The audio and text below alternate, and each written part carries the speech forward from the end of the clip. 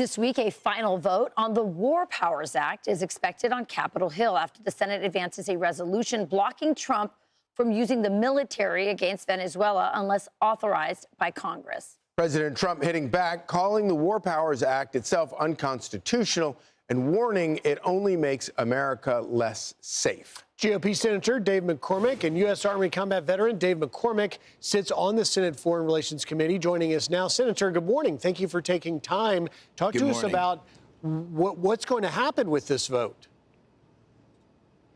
Well, I first of all want to say that I think President Trump acted within his Article 2 authorities. Absolutely, this was an imminent threat to the United States, and this law enforcement action supported by the military absolutely was justified.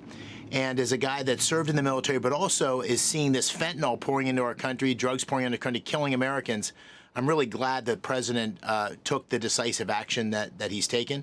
And I ultimately think this isn't going to go anywhere. I think some of my colleagues who I disagree with have voted in favor, and I think ultimately cooler minds will prevail, and of course the President wouldn't sign this if it made its way through the House and the Senate. But I think the most important thing is to go ahead. Well, Senator, I just want to, so you were talking about there, Senator Rand Paul, Lisa Murkowski, Todd Young, Susan Collins, and Josh Hawley all voted to move forward on this. Do you think they will ultimately also vote for the resolution? Well, I can't speak for them, but I think we'll have an opportunity to debate this in the coming weeks. And the facts are really clear. When I was in the military, we had a similar operation in Panama. And in that case, the military went after a narco terrorist who was indicted. We put 25,000 troops on the ground. There were 23 Americans killed in action. There was a Democratic majority in the House and the Senate, and those leaders supported President Bush 41 when he did it. This is the same situation. Right. Unfortunately, it's being politicized by the Democrats, and I think the President stands on strong constitutional ground. Yeah, but real quick on this particular issue, before we move on, explain what the problem is. We're all in favor of the Senate maintaining its authority and control, influence on these situations. But in terms of removing actual tools from the toolkit for President Trump to impress upon the regime in Venezuela and other places, how does this vote hamper those abilities for him? Well, the President needs to have the ability to act quickly and decisively to protect Americans, which is what he did here. Ironically, in this particular case, Americans were on the ground for American troopers were on the ground for merely an hour to snatch Maduro and his wife in what was an extraordinary military operation and come back out. So the moment you start to hamper the President's Article 2 authorities, you put at risk his ability to support and protect Americans in a very decisive way. The Congress, of course, needs to be involved. There needs to be consultation. There has been. But in this case, the President's acted with both clarity and completely in the context of his Article 2 rights. Yeah, I mean, Senator, there's no question if he had consulted with the Senate, the Congress, this would have leaked and this operation would not have been pulled off. It's a leaky bucket. Yeah, there's no question. It's a leaky bucket. And it would have, people would have died. So Americans would have died. I want you to look at this graphic that we put up, because a lot of people don't know who all the players are that have been left in place. The decision was made by the Trump administration and Marco Rubio to take out Maduro, but leave some people, even though they're not the best people, in place in order to not have this vacuum and not create chaos. So one is Delcy Rodriguez. She's the interim president. She is a revolutionary, in many ways, an ideological person.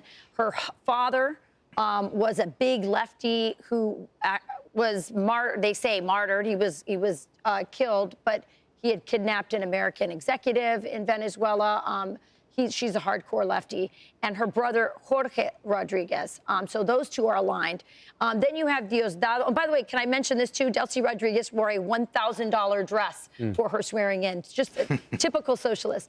Diosdado Cabello, he's the interior minister. He has a $25 million bounty. He runs the secret police. He's the one that's sending out those colectivos, those street gangs, to find any dissenters from the regime and collect them, arrest them, and put them into their gulags. And then you have Vladimir Padrino Lopez, who's the defense minister. He has a $15 million bounty. And then over there is Jose David Cabello Rondon, who's the head of the Senate. So what are your thoughts on all of these players, on the decision to stabilize and then hopefully have an election, or perhaps even approve the election that happened 2 summers ago?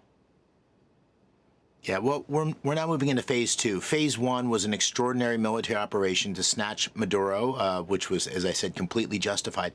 Now, phase 2 is really 4 goals, as I understand it. Number 1 is to stop Venezuela from being a transshipment hub for these drugs that are killing Americans, killing Pennsylvanians. Number 2 is to stop it from being a safe haven for Iran and supporting Russia and our adversaries or our enemies in the Western Hemisphere.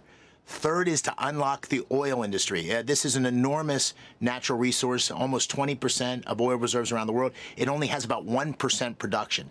That's the path to prosperity for Venezuelans. It's the path to creating economic energy dominance for the United States and the Western Hemisphere. It's going to be a hard thing to do. The president's well on the way with getting those oil executives in the White House last week. And fourth, as you say, is to get Venezuela on a path to elections and freedom and self-determination.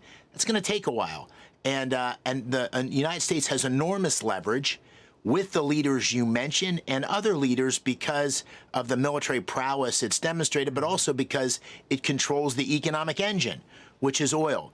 And so I think the president's laid out a clear plan, and we've got a lot of leverage to support Venezuelans and Americans' interests in the Western Hemisphere. All right. The president is a hero to so many Venezuelans. It's incredible. Thank you, For Senator. sure. Thank you, Senator. Great to see you. Thank you. Thank you.